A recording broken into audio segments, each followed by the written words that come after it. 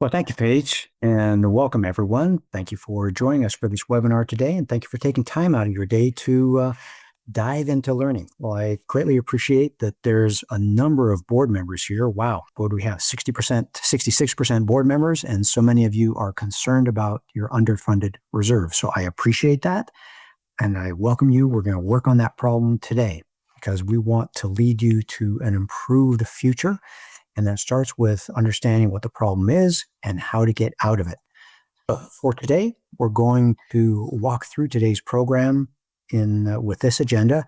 First, all having a better understanding of, do we have a problem? So let's dive right into that.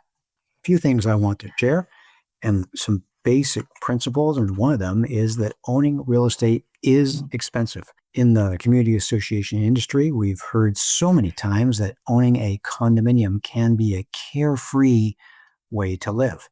And that may be true, but it is certainly not free.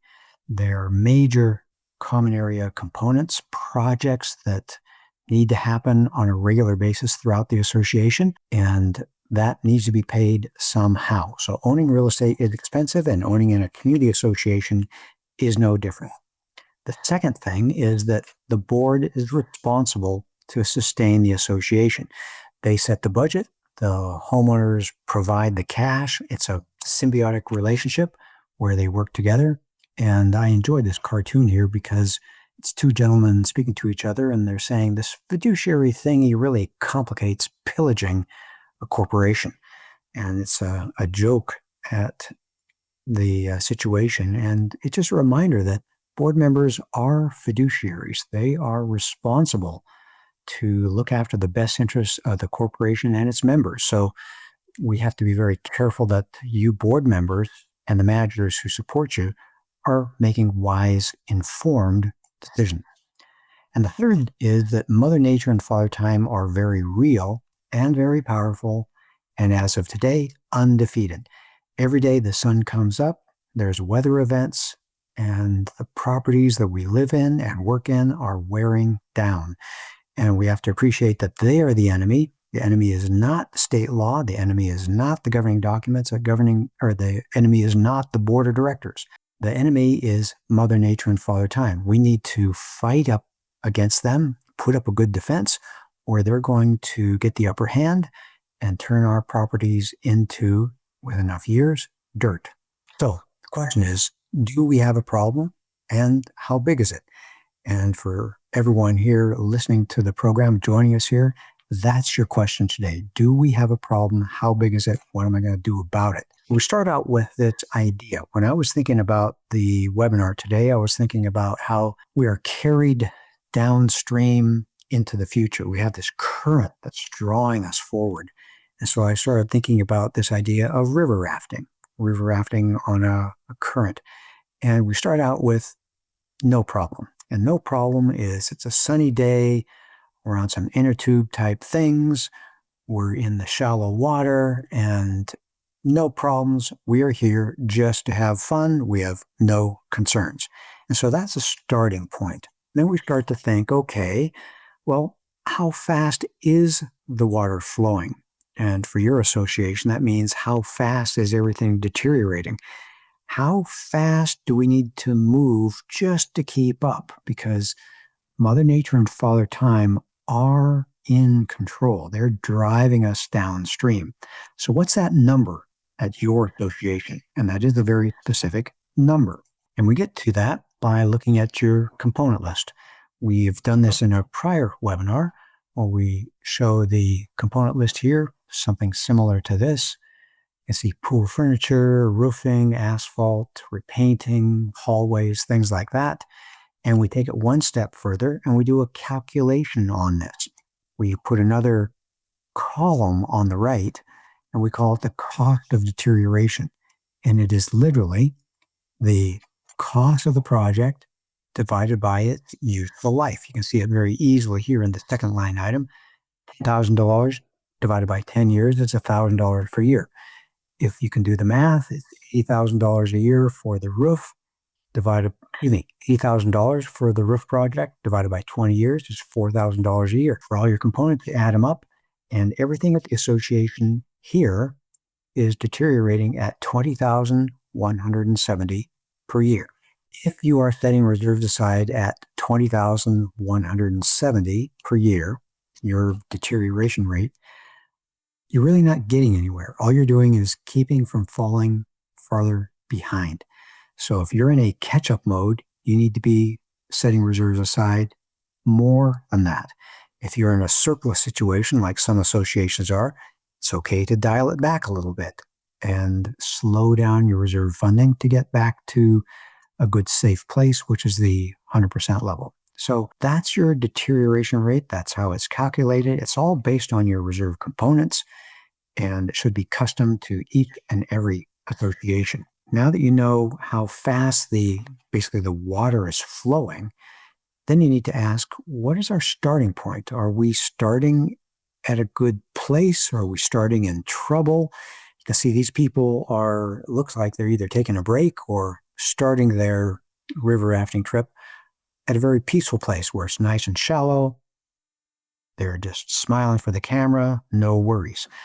But we know many associations are in a troubled position. So let's talk about that for a moment. We know that you can't get things done if you can't pay for it. If you have a leaky roof, if you have deteriorated asphalt, if you have spalling concrete on the outside of your building, if your ironwork is rusting, if your elevator is breaking down more often than you'd like it, you can't get things done and fixed and replaced if you can't pay for it. So money is critical. So that's what I'm going to address when we're talking about your starting point. And it's not just the cash. Here in the reserves world, we talk about your starting position in terms of percent funded. It's your comparison between the amount of deterioration at the association and the cash that you have. The cash is on the numerator and the deterioration is the denominator. It'd be nice if they're balanced and you're at 100% funded. But so often, this is the situation that we see at associations where the deterioration gets the upper hand. There's more deterioration than there is cash. And that's why we have this curve in the chart. Now, this is a chart of special assessment risk on the vertical scale and percent funded on the horizontal scale. So on the left is low percent funded, 0 to 10, 10 to 20, and 20 to 30. You can see that there's a relatively high risk of special assessment, no surprise really, for associations that have, relatively speaking, very little cash compared to how much deterioration exists around the association. Then you get into the mid-range, 30 to 70%, where there's a fair amount of special assessment risk. We call them infrequent, call them frequent here, infrequent in the fair range, and rare in the strong range for all the associations that are above 70% funded. So this tells you, are you in a heap of trouble now? And I want to specifically talk to the associations that are in the weak range, 0 to 30% funded. That's a high risk of special assessment. You need to be concerned about that. And for those of you the 45% of you who said you for sure are in an underfunded situation, most likely you're in this range. I don't know if you know it or you just feel it, but we'll call you the underfunded one. And you may ask, okay, 45% of us in this webinar today, but is that representative across the country? Well, fortunately, we have the statistics on that. And this is the population of associations in each risk range across the country. You can see that about 34% of associations are in the poor range or weak range, where they have a high risk of special assessment. These are the ones making all the news. So it's not like everyone is there. And then the fair range is in the middle.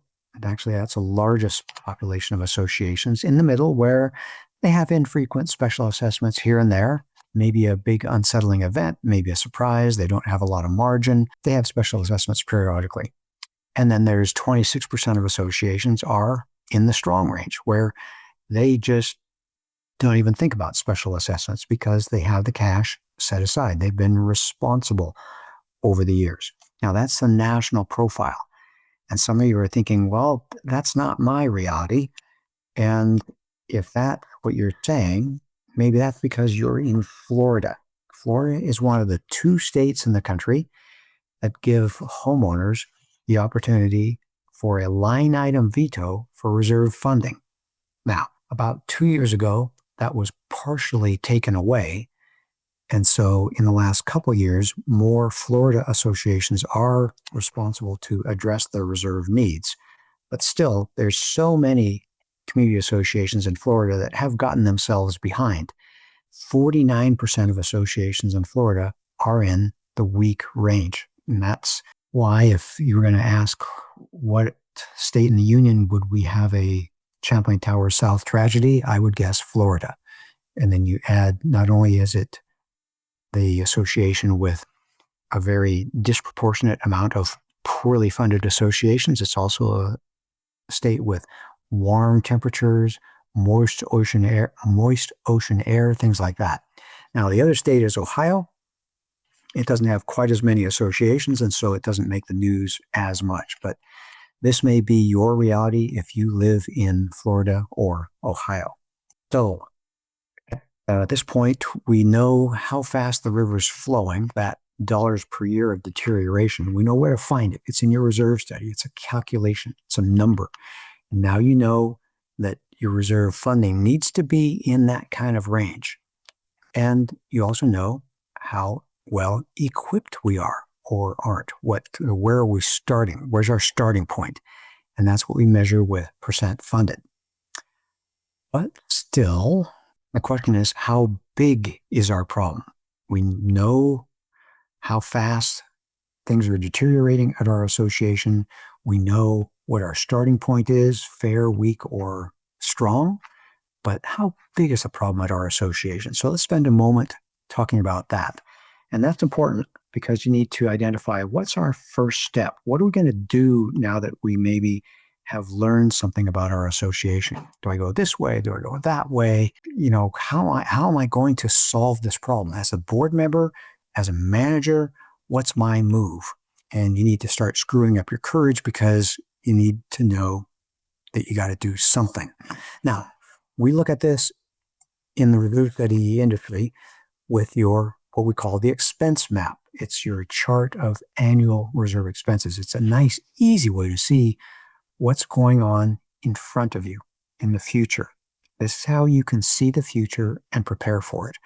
Now, I've got a number of these charts. I want to talk you through them and help you see them the way I see them so that you can see how big your problem is. Now, a disassociation, pretty much not much going on in the first year, but they've got a medium-sized set of reserve expenses in the next year. Then they have a lot of recovery years until they have to get ready for another big expense year. And they have a long time until they have their biggest expense year. So in addition to preparing for these expensive years, on the side, they know they got in putting aside some extra money to get ready to climb this mountain. But in other words, they don't have a crisis right now. They've got some time before their biggest expense, and presuming they've got enough money for the next couple of years, they really have a better part of 10 years until that their reserve fund is really stretched. And that's different from this profile. You can see they have basically a Mount Everest of reserve expenses in just under 10 years. And everything they need to be doing in these years on the left is preparing for that big year. If they start acting with a short-term lens and looking, I think it's myopically, at the near term, they are going to walk right into this brick wall of a big expense. So you need to see things in a multi-year perspective. And that's why I want to make it clear that seeing the problems ahead of you is very important. And let me go to this next chart where this association has a big problem next year. Hopefully they're prepared. Hopefully this association has had board members that have done their job to prepare the association to set funds aside. Because there's a lot of years that just require expenses, but there's going to be some years that are just plain big. Okay, another one. nice scatter of expenses through the years. Well, all the numbers are very big in this chart. A couple $1 million in reserve expenses in the first year, but they're pretty much spread out. They've got 4 big years out, 20 years past. So they've got 20 years to prepare for these huge expenses.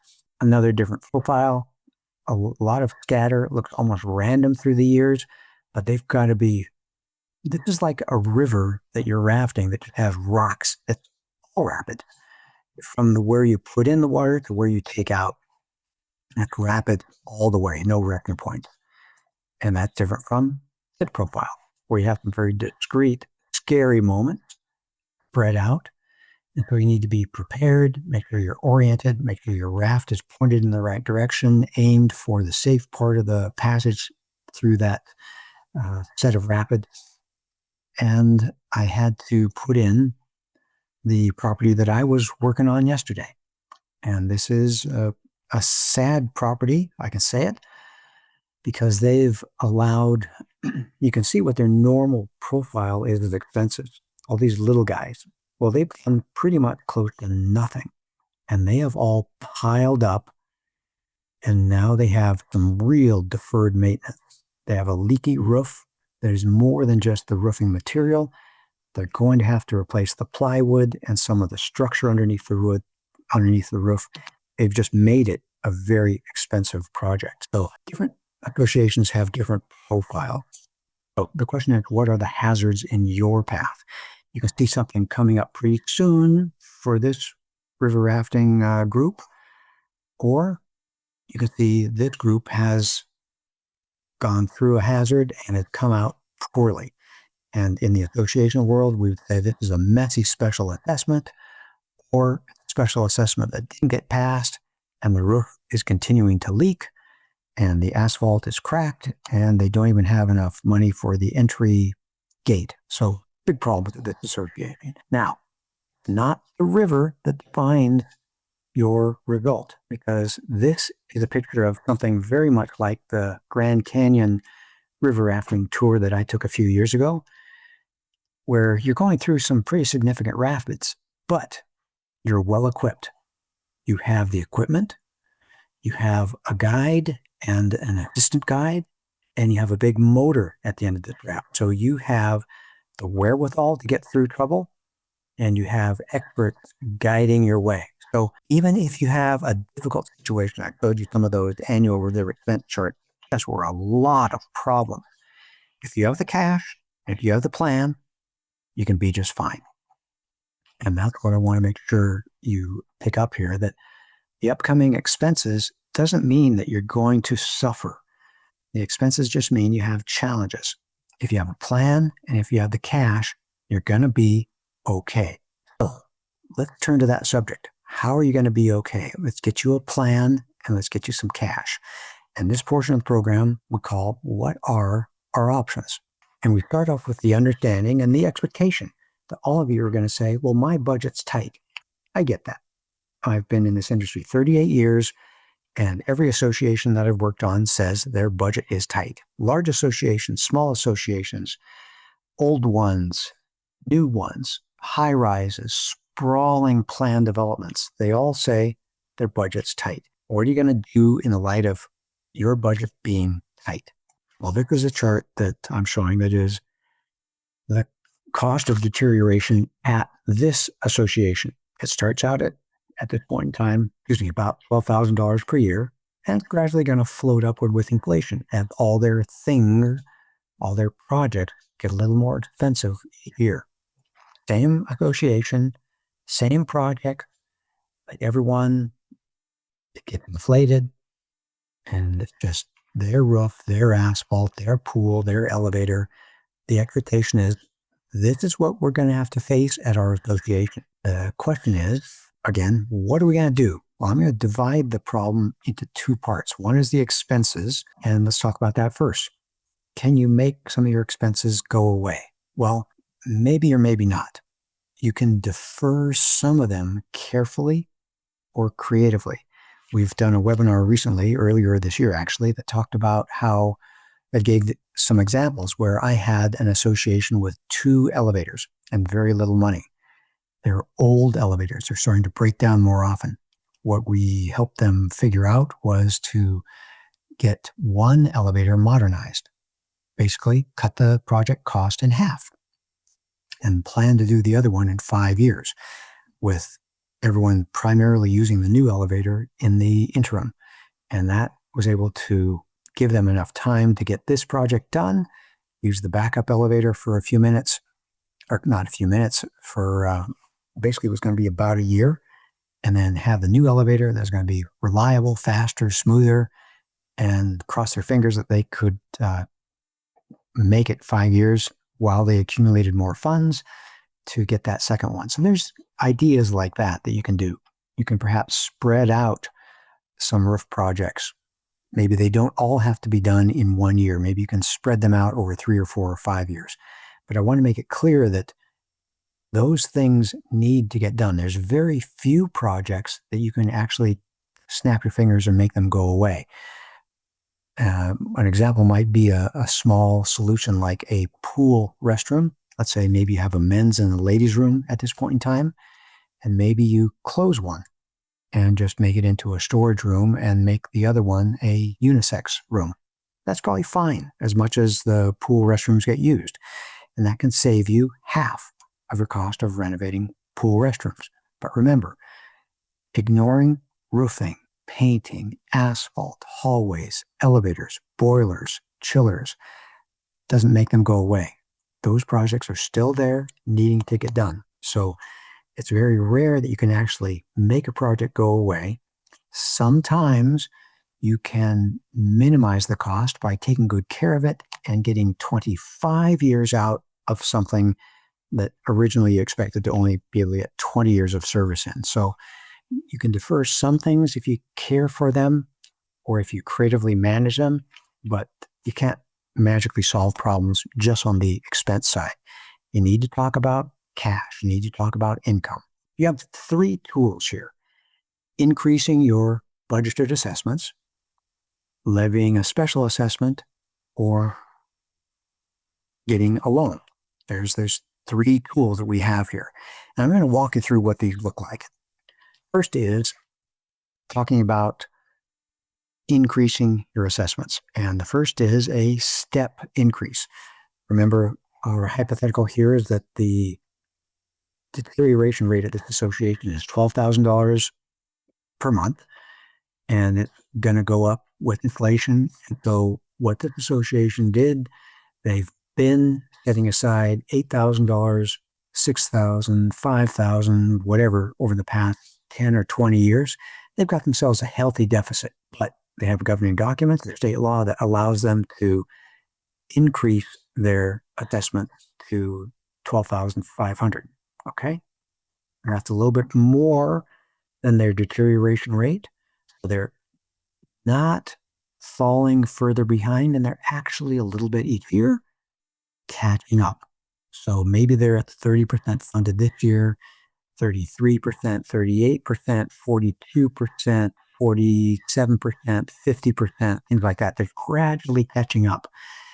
And the concept here is that in so many cases, you don't have to magically solve the entire problem all at once. It took you years or decades to get into this jam. Often there's ways to figure out a strategy that can take you years to get out. But this is the case of a step increase in monthly assessments. Or you can do what we call a ramp increase. If you don't have a pressing expense, maybe you can start to right the ship over the course of a few years, where starting at $8,000 a month, $9,000, $10,500, you see the progression here, and finally you are cash positive to your reserve fund. You're rebuilding it, and for all these years you're rebuilding your reserve until finally you're pretty much where you want to be. So that's an example of a ramp increase. You can do this if you have the time, if you have the year. Now, in a situation where you have a pressing, imminent problem, you may be forced to do a special assessment. You need a lot of cash right now. You don't have time to raise the assessments and collect a year or 2 or 5 years worth of higher monthly reserve transfers. So in this case, let's say you pass a special assessment here after you take a year to get things figured out. This solves the immediate problem, gets you through the rapids. And then you have a few years to catch up with your reserve funding until you're even with the ongoing rate of deterioration. Basically, this buys you time. It gets you through the rapid, and then if someone paid the special assessment, you don't hit them with a big step increase. You just start saying, hey, folks, to avoid a special assessment in the future, we're on a 1, 2, 3, 4, 5, 6 year plan to get to where we need to be.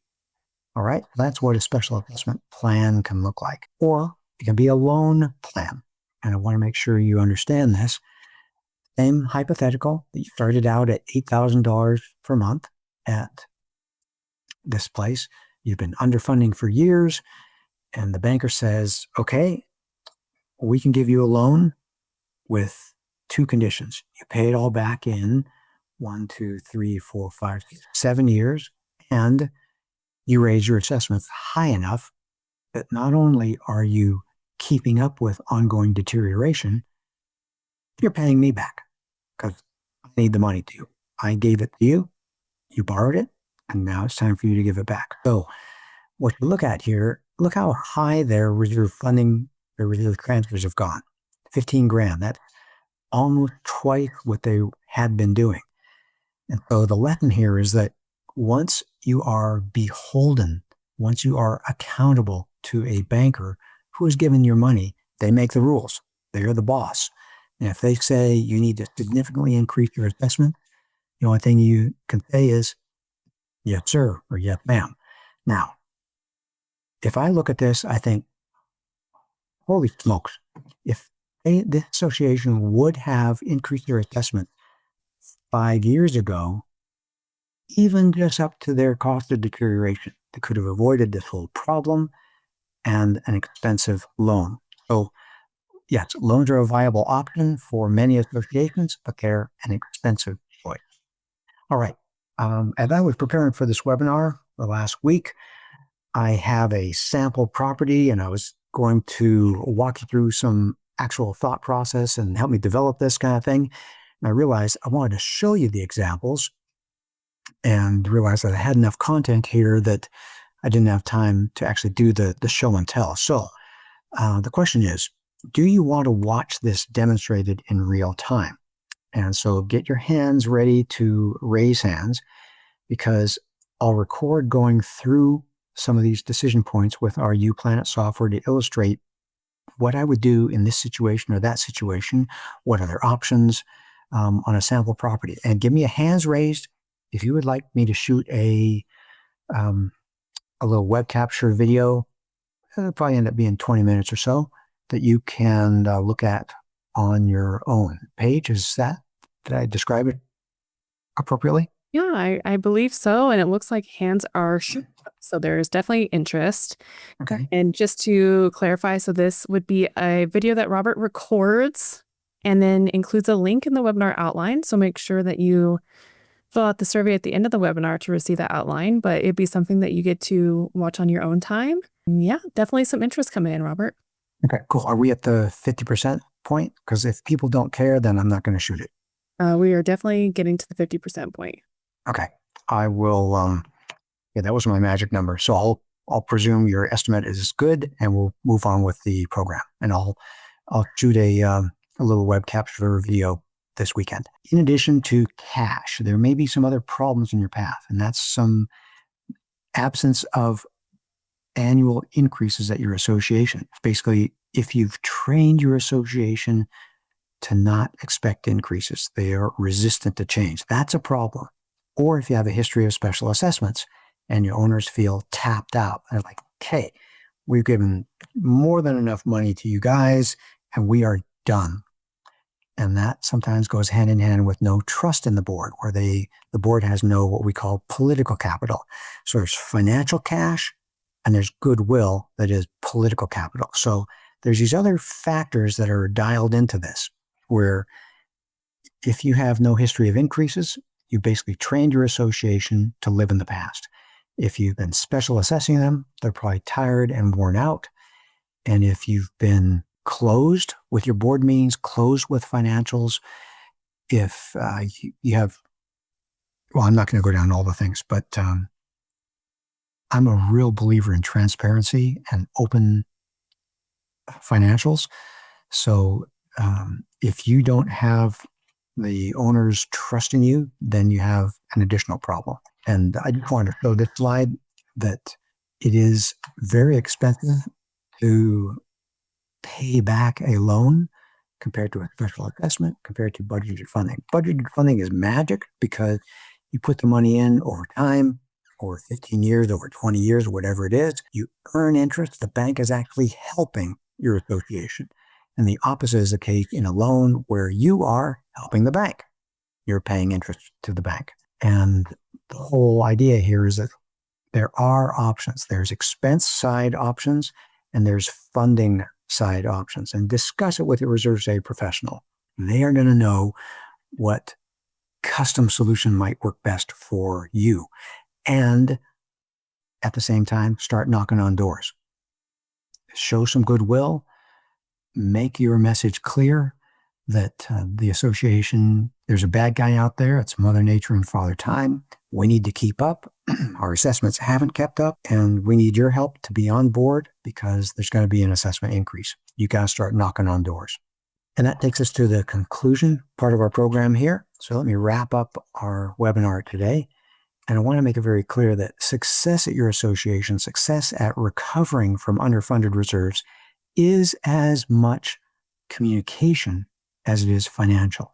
You need to take all that political capital that you have. You may need to build up some. You may need to be doing more smiling and shaking hands and spreading the news that deterioration is real, yet it's worth paying more to maintain the property, our homes, our property value.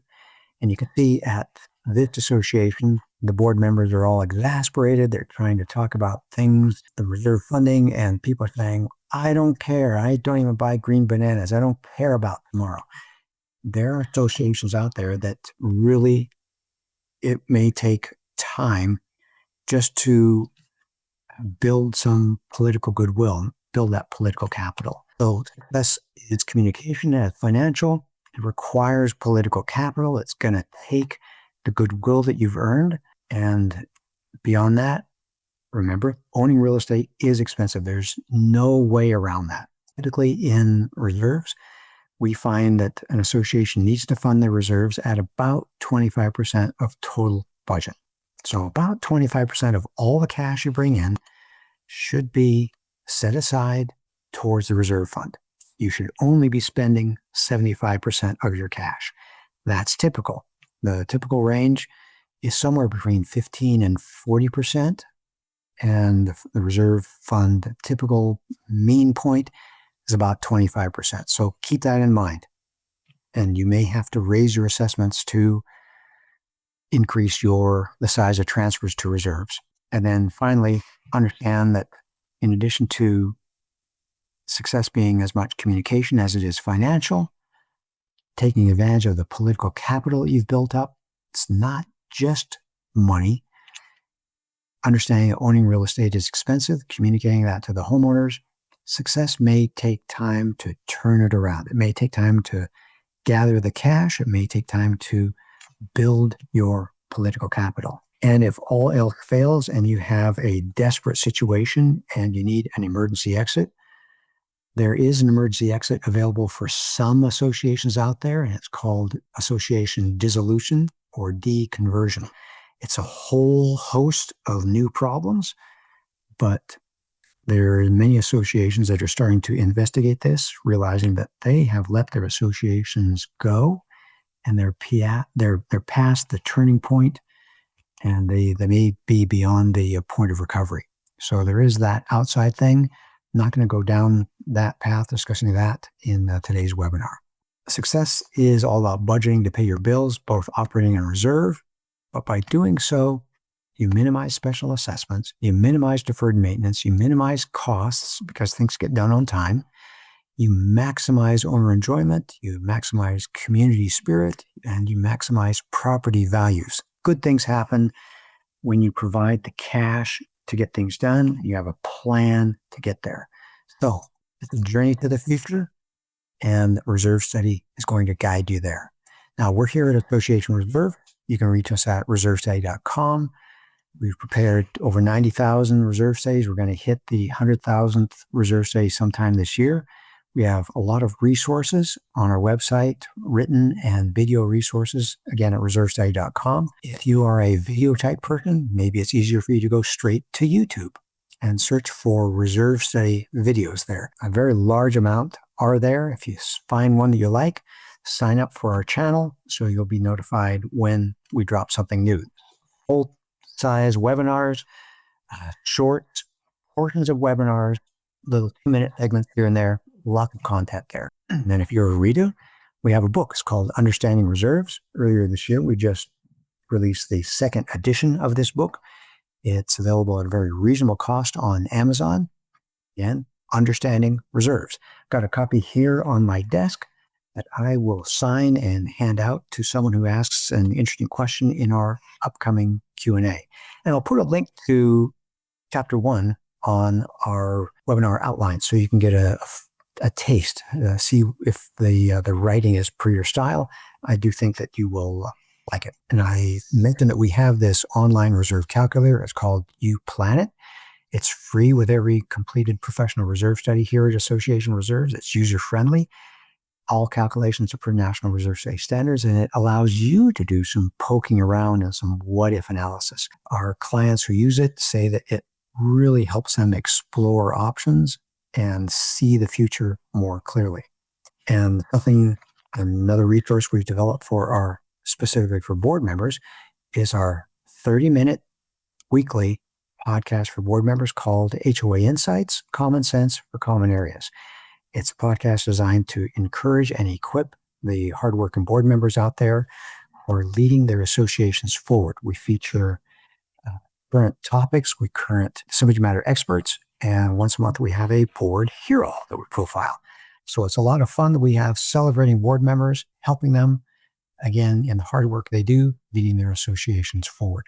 I reached the end of our prepared content for today, and I'll turn the microphone over to Paige Showerman, who will coordinate our Q&A time together.